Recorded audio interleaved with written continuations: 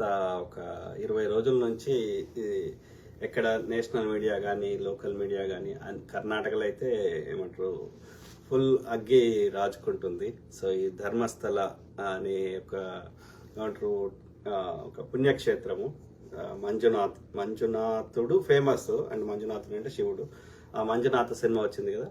So అది అంటే ఇక్కడ మన దగ్గర ఎట్లయితే తిరుపతి, ఇంకా వేములవాడ, ఇంకా మిగతా యాదగిరి గుట్ట ఎట్లనో అక్కడ ఉన్నటువంటి ప్రాంతంలో ఇది మంజునాథ ఫేమస్, అంటే శివుని టెంపుల్. కర్ణాటకలో లింగాయత్స్ అట్లనే అంటే శైవిజం చాలా ఎక్కువ, అట్లనే వీరశైవము ఇవన్నీ. ఓకే, అంటే ఉత్తరాదిలో కూడా కొన్ని రాష్ట్రాలు ఉంది, కానీ దక్షిణాదిలో శైవత్వం ఎక్కువ కంపేర్టివ్లీ.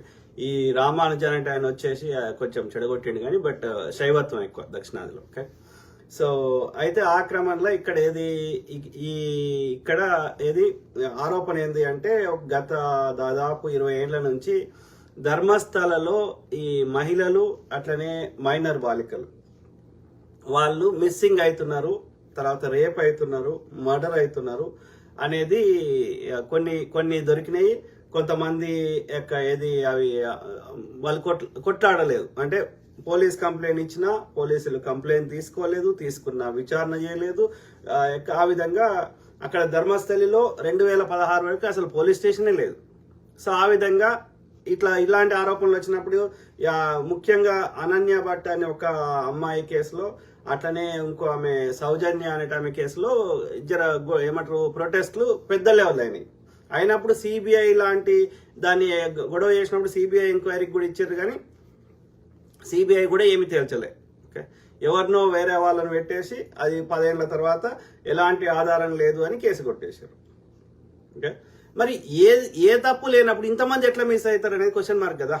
మిస్ అయినప్పుడు మరి వాళ్ళకి సంబంధించిన ఆ యొక్క ఆధారాలు అన్ని ప్రజల ముందు పెట్టాలి కదా. కేసు నిష్పక్షపాతంగా విచారణ చేసి ఎక్కడికి పోయింది ఏమైంది చెప్పాలి కదా. అదే టెంపుల్ అథారిటీ ఏమంటారు, మా టెంపుల్ కి చెడ్డ పేరు తేవడానికి కుట్ర చేస్తున్నారు, ఇది మంజునాథుని దేవాలయము, అక్కడ కమిటీ వేసి విచారణ ఆదేశించింది చేస్తే ఆ కమిటీకి అక్కడ ఉండే వాళ్ళు చెప్పేది, టెంపుల్ యాజమాన్యం చెప్పేది ఏంటంటే ఇక్కడ వచ్చిన వాళ్ళు శివుని కోసము వాళ్ళు సమస్యలతో వస్తారు, వచ్చినప్పుడు వాళ్ళు శివుని కోసము వాళ్ళ యొక్క ప్రాణత్యాగం చేస్తారు, ఆత్మహత్య చేసుకునే అవకాశం ఉంది. ఓకే, కాబట్టి మాకు తెలియదు అని తప్పించుకునే ప్రయత్నం చేశారు. ఓకే, సో ఆ విధంగా ఎన్ని కమిటీలు వేసినా ఏమేసినా వాళ్ళకున్న ఇన్ఫ్లుయెన్స్ వాడుకొని అక్కడ ఉన్నటువంటి టెంపుల్ యాజమాన్యం అక్కడ ఎలాంటి విచారణ చేయనిస్తలేదు.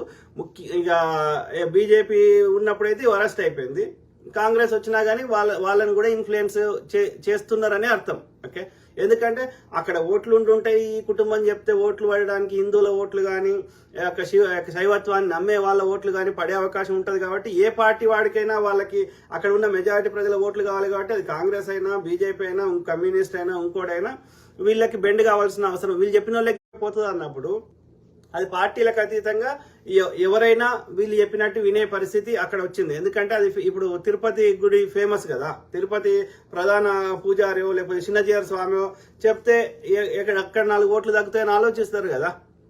ఆ పరిస్థితి ఇక్కడ కూడా అది ఏ పార్టీ వాడైనా, బీజేపీ అయితే వరస్ట్. బీజేపీ పొద్దుగాలేసి చేసేది యొక్క పబ్లిక్ ఇష్యూ మీద కాకుండా కేవలం మతం మీదనే వాళ్ళకి పబ్బం గడుపుకునే ప్రయత్నం చేస్తారు. హిందువులను కొట్టుతారు, ముస్లింలు కొట్టాలని ప్రచారం చేస్తారు, ఒక పార్టీకి ఒక ముస్లిం పార్టీ అని ప్రచారం చేస్తారు. మరి ఆ పార్టీ ఓడి కట్టినాయి, కాంగ్రెస్ ఓడి కట్టినాయి అని మళ్ళీ వాళ్ళ పంటలు పండించుకుంటున్న వాళ్ళు, వాళ్ళ చదువుకుంటున్న వాళ్ళు, వాళ్ళ ఉద్యోగాలు చేసుకుంటున్న వాళ్ళు మళ్ళీ హిందువులే. అంటే పొద్దుగాలేస్తే వాళ్ళకి మతం తప్ప వేరే లేదు. వెనకట బిచ్చగాళ్ళు అడుక్కుంటారు దేవుని పేరు చెప్పి, ఇవాళ ఓట్లు అడుక్కుంటారు, వీళ్ళు దోసుకుని ఏ విధంగా లెక్క చెప్పురా, పెట్రోల్ మీద కట్టిన GST చెప్పురా అంటే జై శ్రీరామ్ అంటున్నారు. జై శ్రీరామ్ అంటే భూ పెడతారా, ఆ జై శ్రీరామ్ అన్నాడు కూడా నా రైతు పెట్టాలరా, బాడుకో రైతుకి యూరియా ఇరా అంటే జై శ్రీరామ్ అంటాడు. లంచా కొడక ఆలోచించడుతున్నారు. సో ఆ క్రమంలో ఇక్కడ తప్పు ఓడి చేసినా తప్పే, అది హిందూ చేసినా ముస్లిం చేసిన చట్టము ఒకరికి చుట్టం కావద్దు. అయినా వాడు వచ్చి హిందువులకు చేసింది ఏం లేదు. హిందువులకు చేస్తే మోడీ గారు వచ్చినాక హిందువులు ధనవంతులు కావాలరా, హిందువులు ఇవాళ ఎవడు పేదోడైనరా చెప్పండి, ఎక్కువ ట్యాక్స్లు ఎవడు కడుతుర్రా, హిందువులు కాదురా. మోడీ గారు వస్తే మరి హిందువుల దగ్గర ట్యాక్స్ తీసుకోవద్దు కదా, హిందువుల కోసమే కదా నువ్వు పుట్టింది. హిందువులకి ఏమైనా అయితే నాలుకలు ఏలుకలు అన్ని కోసుకుంటావు కదా. అరే బండి సంజయ్ వచ్చే నా కొడుక వాని చెప్పులు మోసే బదులు మోడీ గారి దగ్గరికి పోయి మా హిందువులకు మా తెలంగాణలో ఇందులో ఎవ్వరు ట్యాక్స్ కట్టారా, మోడీ లుచ్చినా కొడక అని అడుగుపోరా. అరే మాధవలత లంజముండా, ఆడ పెద్దమ్మ గుడి పెద్దగా ఉంది, ఎన్ని పెద్దమ్మ గుళ్ళు ఉంటే బంజారా హిల్స్లా. నాకు అర్థం కాదు, నడి రోడ్డు ఎవడు వాడితే వాడు వచ్చేసి భూమి కబ్జా పెట్టడానికి వాడవాడు మసీదు కడతా, రోడ్డు మీద వాడవాడు చర్చ్ కడతా, వాడవాడు ఒక రాయికి 2 బొట్లు పెట్టి ఈ అమ్మ అంటే తంతరు పట్టుకొని జాగా కొనుక్కో కట్టుకో ఎవడాపుతున్నాడు, అనుమతి తీసుకో కట్టుకో ఎవడాపుతున్నాడు.